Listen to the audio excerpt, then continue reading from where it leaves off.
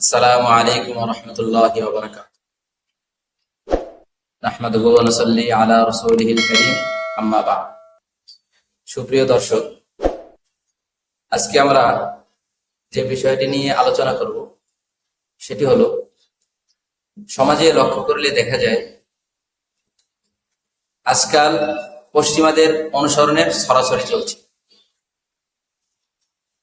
বিশেষ করে জেনারেল শিক্ষিত ভাই বোন, তারা তো তাদের জীবনের প্রতিটি ক্ষেত্রে লক্ষ্য করে ইউরোপ কি বলে, আমেরিকা কি বলে। এটা অত্যন্ত দুঃখের বিষয়।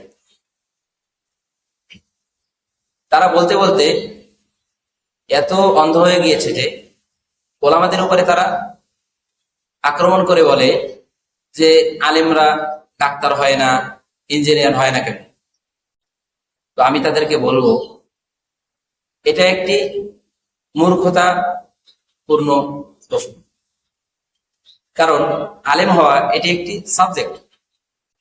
সুতরাং আপনি যে সাবজেক্টে পড়াশোনা করেছেন, আপনাকে তো কেউ প্রশ্ন করে না যে আপনি অন্য সাবজেক্ট কেন পড়েননি বা সেই সাবজেক্টে আপনি অভিজ্ঞ কেন হন নাই। যেমন আপনি মেডিকেল সায়েন্স নিয়ে পড়াশোনা করেছেন, আপনাকে কেউ প্রশ্ন করে না তুমি ইঞ্জিনিয়ার কেন হওনি, বা আপনার কোনো বন্ধু ইঞ্জিনিয়ার হয়েছে, আপনি তাকে প্রশ্ন করেন না তুমি ডাক্তার কেন হওনি। প্রত্যেকেই জানে এটা আলাদা একটি সাবজেক্ট। সুতরাং প্রত্যেকেই সকল সাবজেক্ট পড়তে হবে এটা জরুরি না। হ্যাঁ, বেসিক ধারণা প্রত্যেকের থাকতে হবে।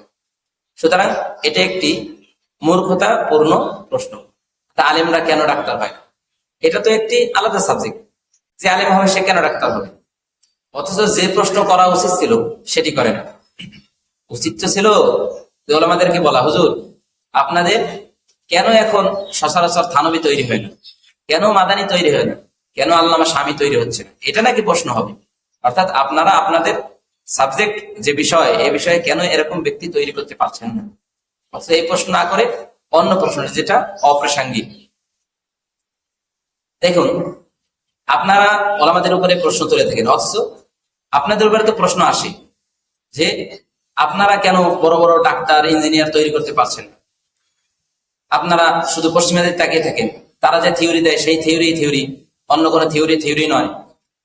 কিছুকাল আগেও বলা হতো আপনার ডিমের কুসুমে ক্ষতি হয়, অর্থাৎ হার্টের ক্ষতি হয়।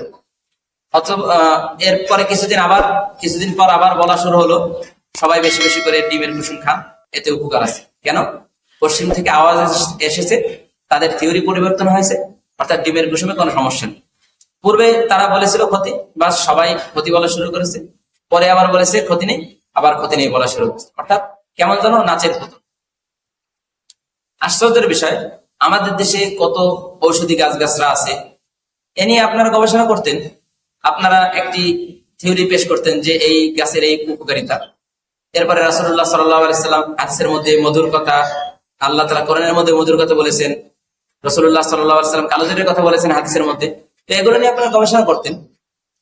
অথচ এগুলো নিয়ে আপনারা গবেষণা না করে আপনারা একেবারে তাদের মুকাল্লিদ হয়ে ইউরোপদের তারা যা বলে সেটা বলে যাচ্ছেন, আবার প্রশ্ন করছেন ওলামাদের উপরে। এই জাতীয় কথা বিরক্তকর এবং ভদ্রতা সুলভ নয় এবং মূর্খতাপূর্ণ প্রশ্ন। যাই হোক, জেনারেল শিক্ষিত ভাই বোনদের এ জাতীয় কথায় আমি ততটা বিচলিত হই না। কারণ এটা আমার দৃঢ় বিশ্বাস, যারা কোরআন হাদিস এবং উলুমে শরিয়ার জ্ঞান অর্জন করেনি তারা কখনো কখনো সূক্ষ্ম বিষয়ের রাজ ধরতে পারে না। এটাই আমার দৃঢ় বিশ্বাস, এবং এই বিশ্বাস নিয়েই আমি এযাবৎকাল জীবিত আছি। যতদিন বাঁচবো এই বিশ্বাস নিয়েই বেঁচে থাকবো ইনশাআল্লাহ। ওয়া আখিরু দাওয়ানা আলহামদুলিল্লাহি রাব্বিল আলামিন।